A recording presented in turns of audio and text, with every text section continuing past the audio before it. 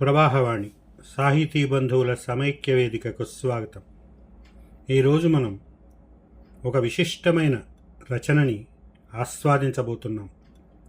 ఇది ఆచార్య చేకూరి రామారావు గారు విశ్వనాథ సత్యనారాయణ గారి వచన రచన గురించి చేసిన చాలా ఆసక్తికరమైన విశ్లేషణ. ఈ వ్యాసం 2000 సంవత్సరం ఏప్రిల్ నెలలో ప్రవాహవాణిలో ప్రచురితమైంది. దానికి ఆయన పెట్టిన శీర్షిక విశ్వనాథ వచన రచన వ్యూహాలు. ఇప్పుడు ఆ వ్యాసంలోకి ప్రవేశిద్దాం. తెలుగు సాహిత్యంలో విశ్వనాథ సత్యనారాయణ గారు విపరీత ప్రతిభావంతుడు. ఆయన రాజకీయ సాంఘిక దృక్పథం మీద నాకు సానుభూతి లేదు కనుక దాన్ని గురించి ఎక్కువ చెప్పను. అయినా ఆయన రచనా శైలిని గురించి సమగ్రంగా అర్థం చేసుకోవడానికి ఆయన సాంఘిక దృక్పథం కూడా కొంత తెలుసుకోవాల్సిన అవసరం ఉంది. అందువల్ల అత్యంత స్థూలంగా ఆయన సాహిత్యేతర అభిప్రాయాలను గురించి 4 మాటలు చెప్పుకుని ఆయన శైలిలోకి వెళ్ళిపోదాం. ఈ శైలీ విశేషాలను ఆయన రచనా వ్యూహాలుగా పరిగణిస్తున్నాను. సత్యనారాయణ గారు గొప్ప దేశభక్తులు. తెలుగు భాష అన్నా, తెలుగు జాతి చరిత్ర అన్నా, ఆఖరికి తెలుగువారి భౌగోళిక పరిసరాలన్నా ఆయన ఆవేశపడిపోతారు. ఇవి కాక ప్రాచీన భారత సంస్కృతిపై అధిక ప్రత్యయం ఉన్నవారు. ఒక్క మాటలో చెప్పాలంటే ప్రాచీన భారత సంస్కృతిలో మరీ ముఖ్యంగా ఆర్ష సంప్రదాయంలో ఉన్నవన్నీ ఈ కాలానికి తగినవే అని ఆయన ప్రగాఢ విశ్వాసం. ఆ సంస్కృతిలో వర్ణాశ్రమ ధర్మాలున్నాయి, బాల్య వివాహాలున్నాయి, పురుషాధిక్యం ఉంది, స్త్రీలకు విధించిన పాతివ్రత్యాది శృంఖలాలున్నాయి. మనం ఫ్యూడల్ వ్యవస్థగా పిలిచే పూర్వాంధ్ర సమాజంలో ఈ కాలానికి పనికి మాలినవని అనుకుంటున్న అన్ని ఆచారాలపై ఆయనకు నమ్మకం ఉంది. 1000 పడగలు నవల్లో ధర్మారావుకులాగే సహజముగా పూర్వాంధ్ర రాజులన్నను ప్రస్తుతాంధ్రదేశపు జమీందారులన్నను గౌరవం మెండు. భారతంలో ఇక్కడి మనుష్యులకు తగినట్టి ఆదర్శ సమాజం ఉందని ఆయన అభిప్రాయం. అటువంటి సమాజాన్ని విదేశీయులు చిన్నాభిన్నం చేశారని, దాన్ని పునరుద్ధరించవలసిన అవసరం ఉందని ఆయన గట్టిగా నమ్ముతారు. ప్రధానంగా ఈ లక్ష్య సాధన కోసమే ఆయన రకరకాల రచనా వ్యూహాల్ని ఎన్నుకున్నారు.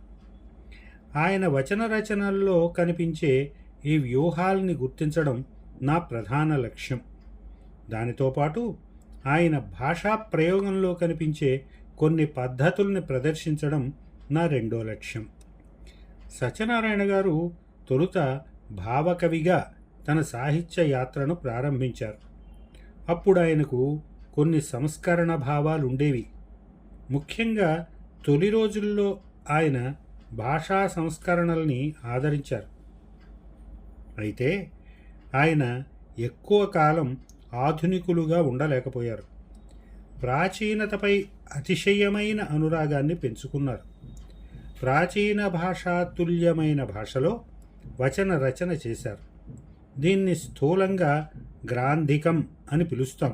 కానీ సత్యనారాయణ గారి వచనానికి గ్రాంధికం అన్న పేరు సరిపోదు. ఆయన రాసింది ప్రాచీన భాష కాదు, ప్రాచీనమైన ఆధునిక వ్యవహార భాష.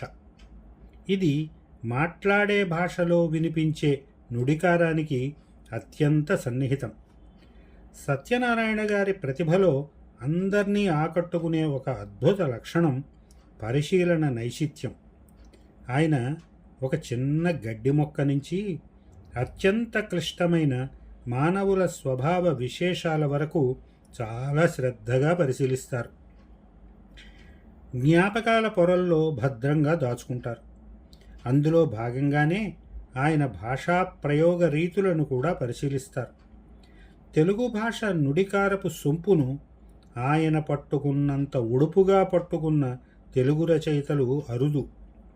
మాట్లాడే తీరులో ఉన్న లక్షణాలను ఆయన తన వచన రచనలో వినియోగించుకున్నారు.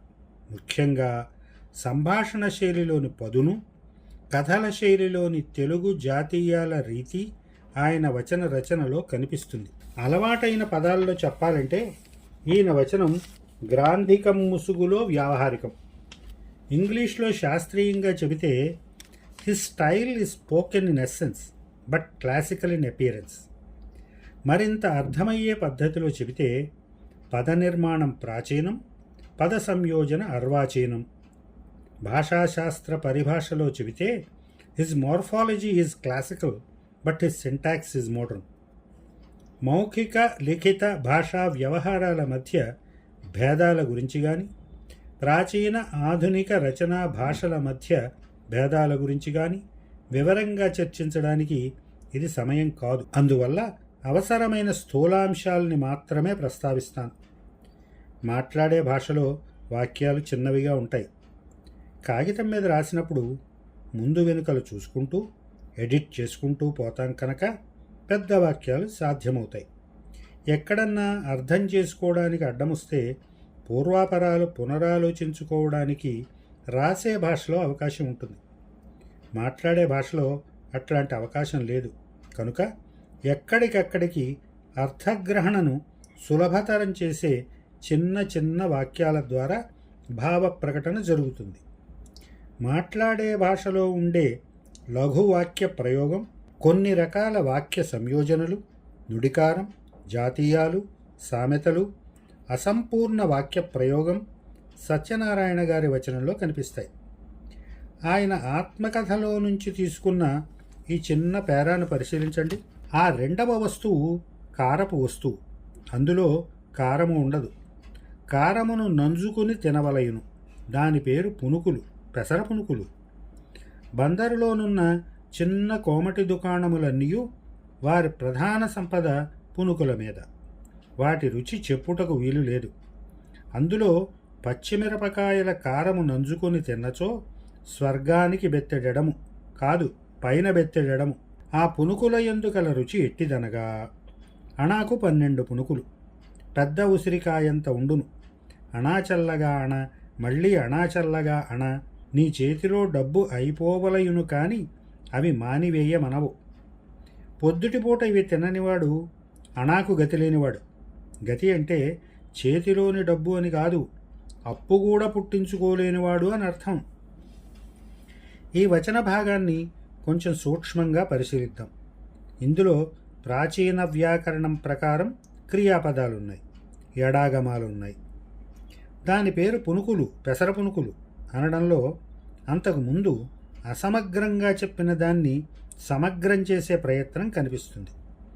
ఇట్లా లోపపూరణ ప్రయత్నాలు మాట్లాడే భాషలో ఉంటాయి. కొన్ని వ్యక్తీకరణాలు రాసే భాషలో రాయకూడదని కాదు, కానీ మాట్లాడే భాషలో ఎక్కువ సహజంగా కనిపిస్తాయి, ఎక్కువ ఇమిడినట్లు కనిపిస్తాయి. ఈ పై పేరాలో స్వర్గానికి పైన బెత్తెడు వంటిది అట్లాంటిది. ఏదైనా ఒక వస్తువును రుచి చూసినప్పుడు బ్రహ్మాండంగా ఉంది అంటాం. ఇట్లాంటివి మాట్లాడే భాషలో కనిపించినంతగా రాసే భాషలో కనపడవు. రాసే భాషలో ఒక విషయాన్ని గురించి సూటిగా చెబుతాం. మాట్లాడే భాషలో అవతలి వాళ్ళు ఏదో సందేహం వెలిబుచ్చినట్టుగా మనమే భావించి దానికి సమాధానం చెప్పినట్టుగా మాట్లాడతాం. పై పేరా చూడండి. ఆ పునుకుల యందు గల రుచి ఎట్టిదనగా అనేదాన్ని మాట్లాడే భాషలో ఆ పునుకుల్లో రుచి ఎట్లాంటిదంటే అన్న వాగ్వైఖరి అవలంబిస్తాం. ఇది అచ్చంగా మాట్లాడే భాష లక్షణం. అట్లాగే మాట్లాడే భాషలో ఒక విషయాన్ని నొక్కి చెప్పడానికి పునరుక్తిని అవలంబిస్తాం. అణాచల్లగా అణ. దీన్నే మాట్లాడే భాషలో అణ అయిపోతే ఇంకో అణ అని పునరుక్తి చేస్తాం. ఈ విధంగా విశ్వనాథ సత్యనారాయణ గారి వచనంలో ఎక్కడ చూసినా ఈ రకమైన మాట్లాడే భాషా లక్షణాలు సంభాషణల్లోనే కాక కథనంలో కూడా కనిపిస్తాయి. మాట్లాడే భాషలో, ముఖ్యంగా తెలుగు భాషలో సంపూర్ణ వాక్యాలు ఉండవు. ప్రపంచ సందర్భాన్ని బట్టి, భాషా సందర్భాన్ని బట్టి వాక్యంలో అవసరమైన భాగాన్ని శ్రోత అనుసంధించుకుంటాడు. ఇది అన్ని భాషల్లోనూ అంతో ఇంతో ఉన్నమాట. నిజమే అయినా తెలుగు భాషలో ఇట్లాంటి పరిస్థితి ఎక్కువ. కర్త కర్మ క్రియల పద్ధతిలో ఎక్కువ వ్యాకరణ సంబంధ బాంధవ్యాలు రచనా భాషలో ఎక్కువ బిగుసుకుని ఉంటాయి. మాట్లాడే భాషలో ఇవి వదులుగా ఉంటాయి. అయితే భాషల్లో కూడా కొన్ని భాషల్లో ఈ సంబంధాలు ఎక్కువ బిగుతుగా ఉండవచ్చు. మరికొన్న భాషల్లో ఇవి వదులుగా ఉండవచ్చు. టామీ గివాన్ అనే శాస్త్రజ్ఞుడు మొదటిదాన్ని టైట్ సింటాక్టిక్ మోడ్ అని, రెండవదాన్ని లూజ్ పారాటాక్టిక్ మోడ్ అని అన్నాడు.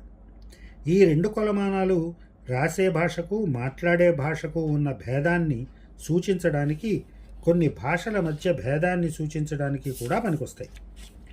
సత్యనారాయణ గారి కథన శైలిలో కూడా సంభాషణ శైలిలో లాగే అసంపూర్ణ వాక్యాలు తరచుగా వస్తాయి.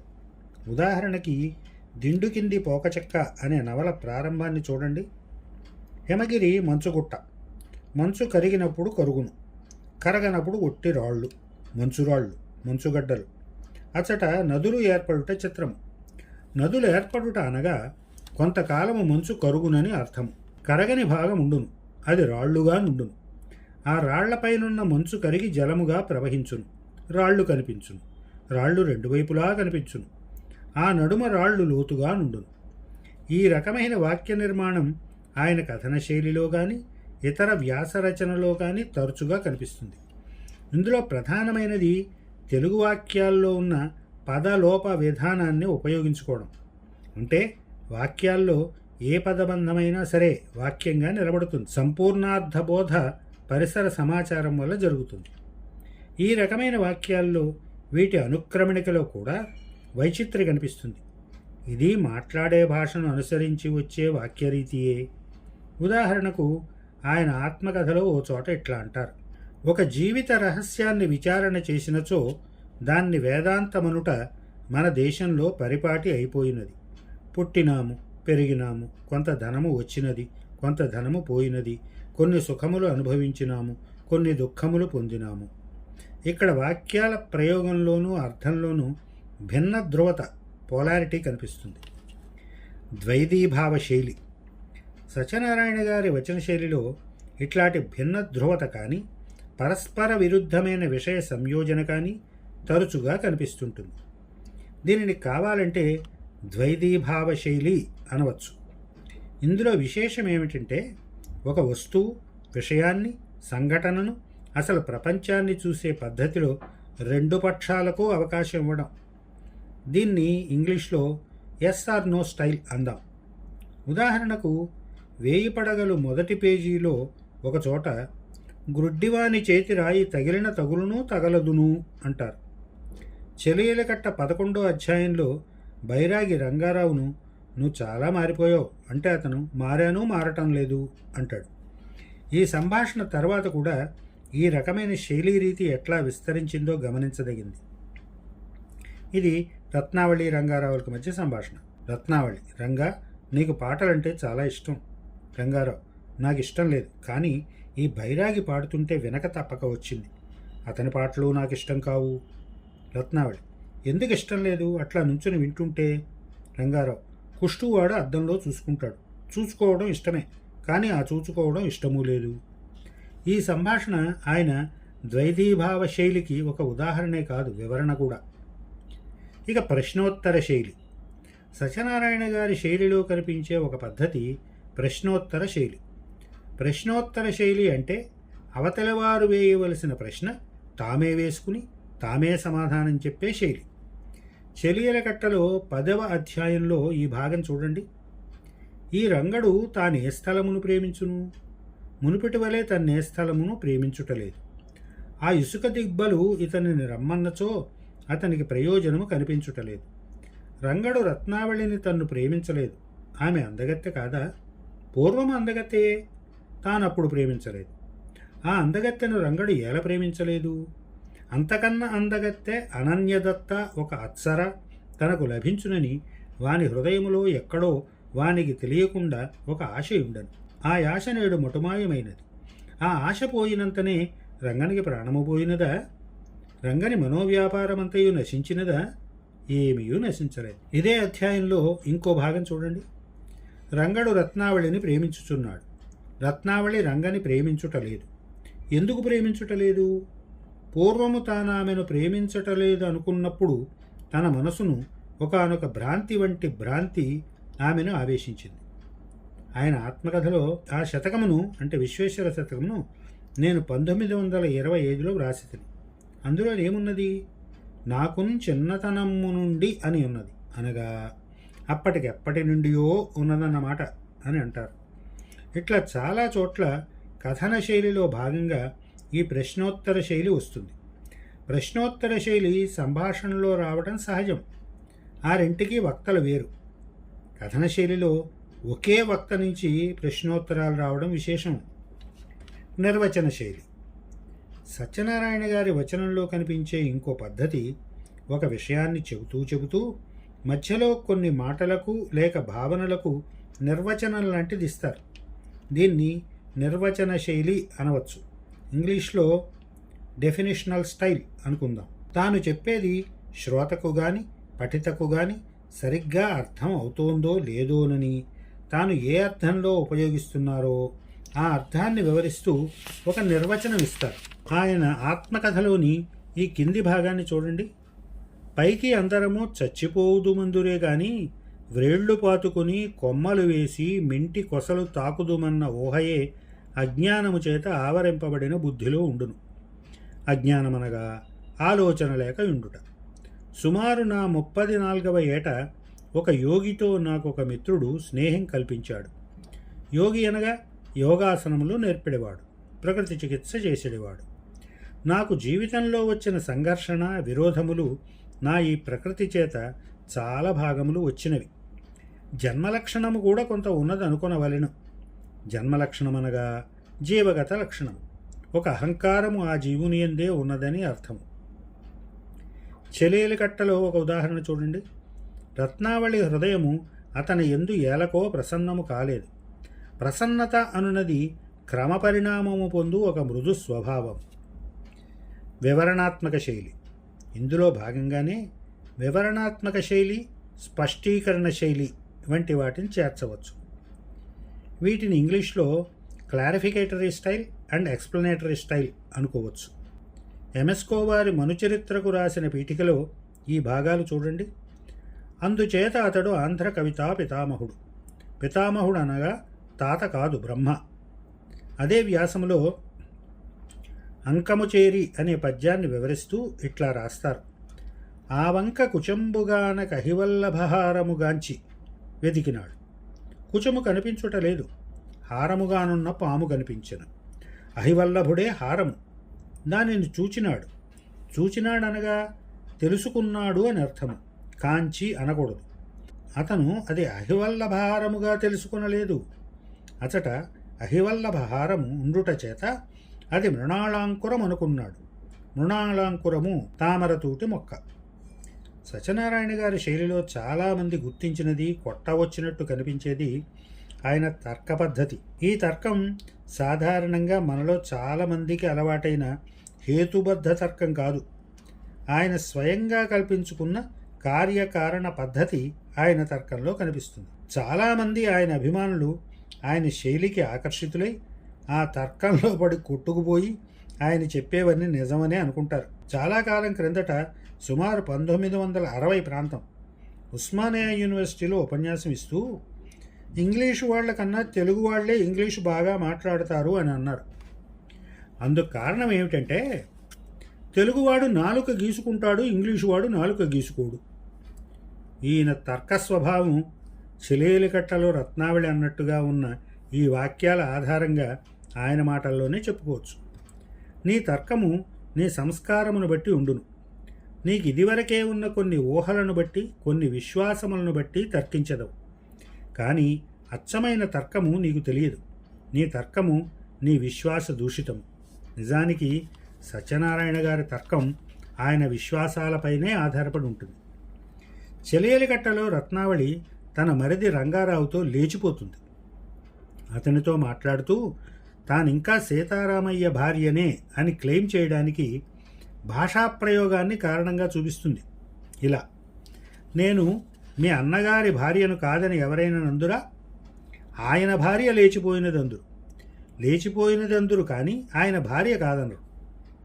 అప్పుడు రంగారావు అటువంటి సంబంధం తనకు ఉంది అంటే అన్నదమ్ముల సంబంధం తెంచుకోరాదనే అర్థంలో అంటాడు. అందుకు రత్నావళి, నీకు లేదు, అన్నదమ్ములు త్రెంచుకొని పోయిరి విడివడిరందు, ఇంకేమి సంబంధం ఉన్నది? ఒక చెట్టునకు ఒక తీగకు ఉన్న సంబంధము రెండు చెట్లకు ఉండదు. స్త్రీ పురుషుల మధ్య వయస్తారతమ్యం ఉండవచ్చునని, పురుషుడు ఎక్కువసార్లు వివాహం చేసుకోవచ్చునని చెలియలికట్టలో సత్యనారాయణ గారు ప్రతిపాదించారు. నిజానికి సత్యనారాయణ గారి చాలా నవలల్లో ఈ సిద్ధాంతం కనిపిస్తుంది. తన సిద్ధాంతం ప్రతిపాదించే తార్కిక పద్ధతిని సీతారామయ్య మూడవ మామగారి చేత ఇట్లా అనిపిస్తాడు. మా ఎల్లునకు 45 ఏండ్లుండును, మూడవ సంబంధము ఇచ్చితిని, కొడుకు పుట్టినందుకు సంతోషించుతున్నాము. గీత బాగుండవలను గాని వయస్సు తారతమ్యములోనేమున్నది? నా పిల్లను 60 ఏళ్ల వృద్ధునకు ఇయ్యలేదు. మగవాండ్రకు 60 ఏండ్ల వరకు వయసుండును, స్త్రీలకు 40 ఏళ్లతో వయసు ఉడిగిపోవును. మళ్ళీ అతనే ఇంకా ఇట్లా అంటాడు, 30 ఏండ్ల పురుషుడు 3 ఏండ్ల ఆడుది అని మన దేశంలో వాడుక. ఈ మరబియ్యంతో కాఫీ హోటళ్లలో వెరక్కాయ వేషములతో ఈ కాలంలో నాయుర్దాయము తగ్గిపోయినది. కానీ 60 ఏండ్ల వరకు పురుషునకు ఆరోగ్యము చెడదు. నాకు దీని తరువాత 2 మగపిల్లలు, 1 ఆడపిల్ల. ఆడపిల్ల ఏడాది. నాకు వివాహము 40వ ఏట జరిగింది. ధర్మోపన్యాస శైలి. సత్యనారాయణ గారి పుస్తకాలలో ఆయన నమ్మే సిద్ధాంతాల ప్రస్తావన ఉంటుంది. ఆయన ఈ సిద్ధాంతాలు శాస్త్రబద్ధమన్న భ్రమ కలిగించేటట్టు రాస్తారు. ఈ రకపు శైలిని ధర్మోపన్యాస శైలి, ధార్మిక్ స్టైల్ అనవచ్చును.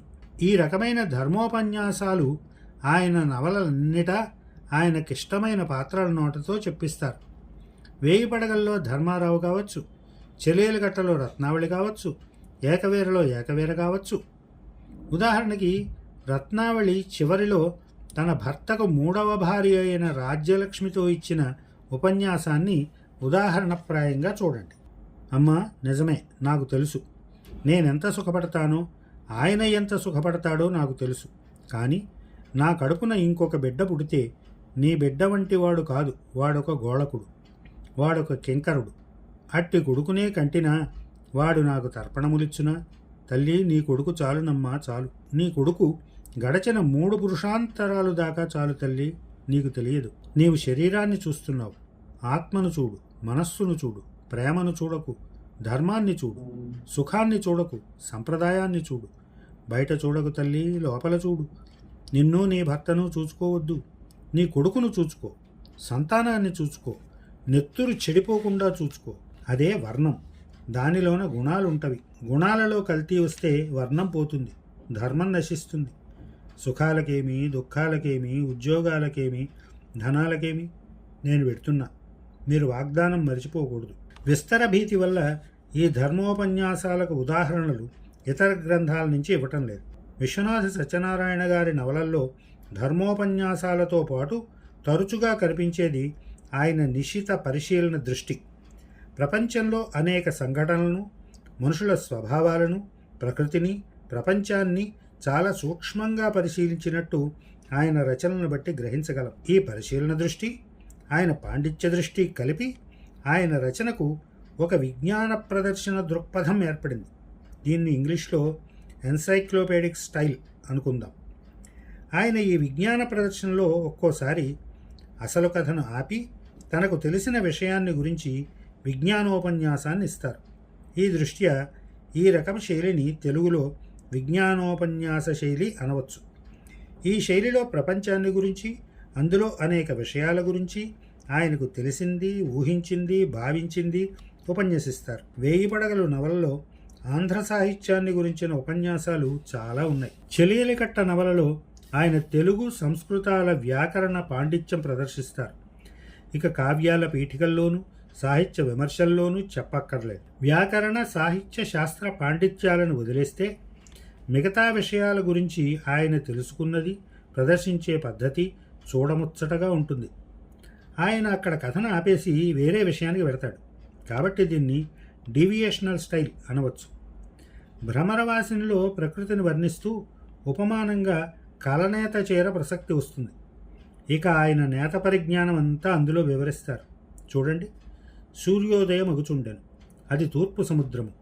సూర్యుని యొక్క ఎరుణ కిరణములు సముద్ర తరంగముల మీద వ్యాపించి ఎరుపు నలుపు వన్నీయలు కలిపి సముద్ర జలమంతయు గగనలక్ష్మి ధరించిన కలనేత చీరవలె నుండెను. ఆ కలనేత చీరలో పోగులకు మెరుగులు పెట్టిరిగాబోలు. చీరలు నేయక ముందు దారములకు కొన్ని జిగురులతో గంజి పెట్టుదురు. మైనములో రతనపు పొడి బంగారపు పొడి కలిపి మైనమును కరిగింతురు. దానిని మిక్కిలి పలుసుగా చేయుదురు. ఈ దారములను వానిలో ముంచుదురు, ఎండబెట్టుదురు. కొన్ని ఓషధుల యందు విలక్షణములైన వర్ణములుండును. మంజిష్ఠాది ద్రవముల యందు కల ఎరుపు దాని ఎరుపు దానిది. ఓషధుల నుండి బహువర్ణములు తీయుదురు.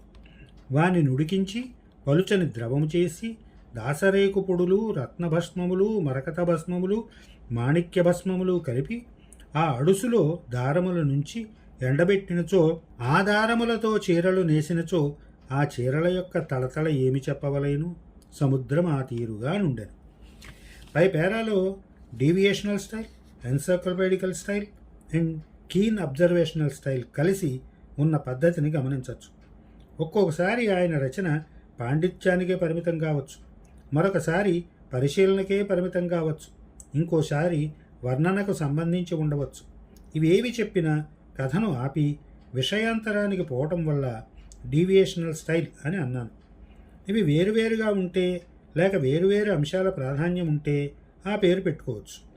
అన్నిటికీ కలిపి సమాహారంగా అంతస్తత్వంలోకి వెళ్ళకపోయినా డీవియేషనల్ స్టైల్ అనవచ్చు. తెలుగులో మార్గాంతరగమన శైలి అని అనుకుందాం. అస్యర్థక క్రియావాక్య ప్రారంభ వ్యూహం. సత్యనారాయణ గారు ఉన్నది, ఉన్నాడు, కలది వంటి క్రియలతో నామాలను ప్రవేశపెట్టి తరువాత వాటి విషయం వివరిస్తారు. నిజానికి ఈ వాక్యాలను తొలగిస్తే అర్థబోధకు నష్టం లేదు. కానీ ఈ వాక్యాల ప్రయోగం మాట్లాడే భాష తీరుకు దగ్గరగా ఉంటుంది. దీన్ని అస్యర్థక క్రియావాక్య ప్రారంభ వ్యూహం అందాం. ఉదాహరణకి కింది వాక్యాలు చూడండి. వెలుతురున్నది, చీకటి ఉన్నది. ఒకడు చీకటినే వెలుతురనును అన్నవాడు ఊరకుండక వెలుతురని చెప్పు వానితో విరోధము పెట్టుకును. మరికొందరుందురు, వారికి ఊహయు లేదు, భావన ఉండదు. తన బంధువులలోనూ స్నేహితులలోనూ ఒక మార్గమున పోవుచున్నవాడు వానికి లక్ష్యము. వాడు చెప్పునదే వీనికి వేదం. ఇంకా విమర్శింపబడి వారు కలరు. వారందరూ మహాకవులని చెప్పుటకు వీలు లేదు. ప్రతివాడు తనకు తానొక కాళిదాసు, తాను వ్రాసినదే సిద్ధాంతము. సత్యనారాయణ గారి వచనంలో కొన్ని మాటల ప్రయోగంపై మోజుంది. ఒక విషయం చెప్పి దాన్ని వ్యాఖ్యానించేటప్పుడు కానీ లేక ముందుగానే వ్యాఖ్యానప్రాయ వాక్యంతో కానీ మొదలుపెట్టినప్పుడు చిత్రము, చమత్కారము, రహస్యము అనే మాటలు ప్రయోగిస్తారు. నిజానికి అందులో మనం భావించదగిన చిత్రము ఉండదు, చమత్కారము ఉండదు. ఆయన చెప్పే దాంట్లో ఏమంత రహస్యము ఉండదు. లేని చమత్కారాన్ని ఉన్నట్టు చెప్పడం ఆయన రచనల్లో ఒక చమత్కారం. ఇది చాలా ప్రసిద్ధమైన పద్ధతే కనుక దీనికి ఉదాహరణలు ఇవ్వట్లేదు. సత్యనారాయణ గారు కొన్ని వాక్యాల్లో చిన్న సమాచారం చెప్పి దాని మీద ఒక వ్యాఖ్య లాంటి ఒక వాక్యం ముందో వెనుకో తగిలిస్తారు. వెనుక తగిలిస్తే పూర్వోక్త సమాచారాన్ని సూచిస్తుంది, ముందు సూచిస్తే ఉత్తరోక్త సమాచారాన్ని సూచిస్తుంది. ఒక్కొక్కసారి ఈ సంధానం పూర్వాపరాలు రెండూ సూచించే అవకాశం ఉంది. అప్పుడు దీన్ని ఉభయోక్త సమాచార సూచి అనవచ్చు. వీటిని క్రమంగా ఇంగ్లీష్లో ఎనఫోరిక్, కెటఫోరిక్, డైఫోరిక్ అని అనుకోవచ్చు. క్రమంగా ఉదాహరణలు చూడండి. పూర్వోక్త సూచి వ్యూహం. కవి తానే ఛందస్సును స్వీకరించినను ఇట్టి సామగ్రి బాహుళ్యము చేత, దీని ప్రాధాన్యము చేత అతని రచన నీరసమగును. ఈ సామగ్రిని ఆశ్రయించిన భావములు సర్వదా పిష్టపేషణములు, చర్విత చర్వణములు. కానీ ఈ సామగ్రినే తీసుకుని ఒకానొక మంచి వాంగ్నైపుణ్యము గల కవి చెప్పిన తరహాలోనే సొగసు చేత ఒక రమ్యత తేవచ్చును. అది మాటలను ఆశ్రయించిన సౌందర్యం. దానికి లోతుండదు. ఆమె ఎర్రనిది, కనుముక్కు తీరు బాగుగా లేనిది. ఆ కవిత వట్టిది. ఈ పై వాక్యంలో ఒక దృష్టాంతాన్ని తీసుకొచ్చి వ్యాఖ్యగా వాడుకున్నారు.